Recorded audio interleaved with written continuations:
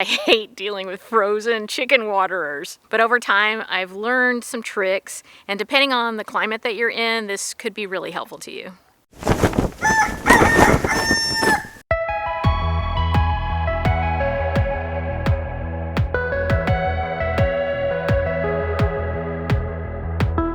Hey guys, welcome to Chickenlandia. I am a backyard chicken educator here in the Pacific Northwest, but you can call me the president of Chickenlandia. So the other day, Philippe, do not attack me. Do not attack me, Philippe. Don't do it. Suspect. I know he's gonna attack me here in a minute. So yesterday morning, my 8-year-old woke the whole house up. He was screaming because it was snowing outside. He was like, there's snow, it's snowing. And he was super excited. And I was like, oh my gosh, because I was totally unprepared for that. Luckily, it didn't stick. It all melted, and it was raining by the second half of the day. But what I need to do today is run some electricity out here. Then it's just an extension cord. I'm gonna plug in my chicken waterers and I'll show them to you. And then I'm gonna talk about a few ways that you can deal with keeping your water from freezing if you don't have electricity in your chicken yard.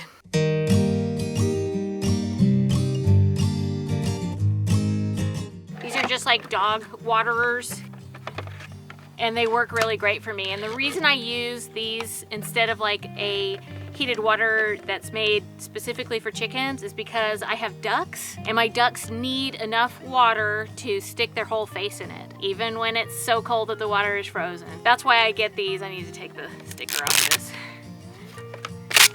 There we go. Oops, sorry.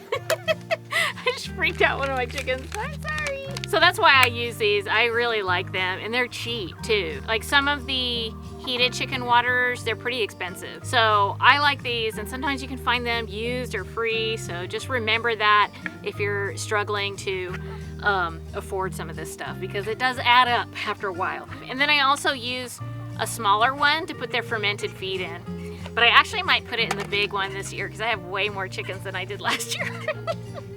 I don't know what happened. Back in the day when I did not have electricity in my chicken yard, what I would do is if I knew that it was going to freeze the next day, I would make sure and dump my waterers out at night. The reason I did that is because if you let it freeze overnight, it is such a pain to deal with it in the next morning. You'll have like a big block of ice, and especially if you have fountain waterers, that's really hard to deal with. So what you want to do is in the morning, you fill it up with water and check on it several times that day to make sure that it hasn't developed ice. And if it has developed ice, you need to bring warm water out and fill it back up. Now you want to make sure that the temperature of the water is okay. You don't want it to be like super hot. So please just use your common sense. Obviously, if you live in a super cold climate, you might need to bring hot water out, and in just a few minutes it would be cool water for the chickens. But use your common sense. You do not want your chickens to get burned by really hot water. Another thing that I've seen a lot of people do, and it works pretty well in a mild climate like mine, is they will get little ping pong balls and they will put ping pong balls in the waterers. Ping pong balls float really well, and so they keep the ice from developing as quickly as it normally would. So it could buy you a little time. Again, it really depends on the climate you're in. If you're in a place where it's just the water freezes really fast because it's super cold outside, then it doesn't matter. You can put ping pong balls in it, but you're not gonna buy much time that way.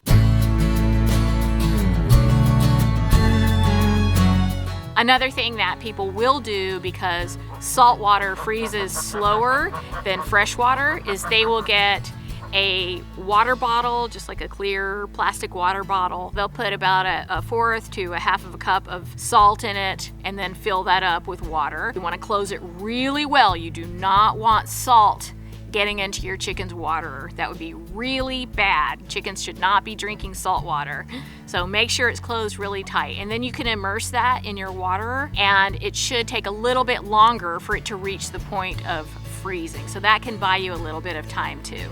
If there is a sunny spot in your chicken yard, You can put your waterers there, and that will also buy you some time. One thing that I thought about doing that I haven't tried, maybe I'll try it this year, is getting one of those little greenhouses, like the really small ones, and putting water.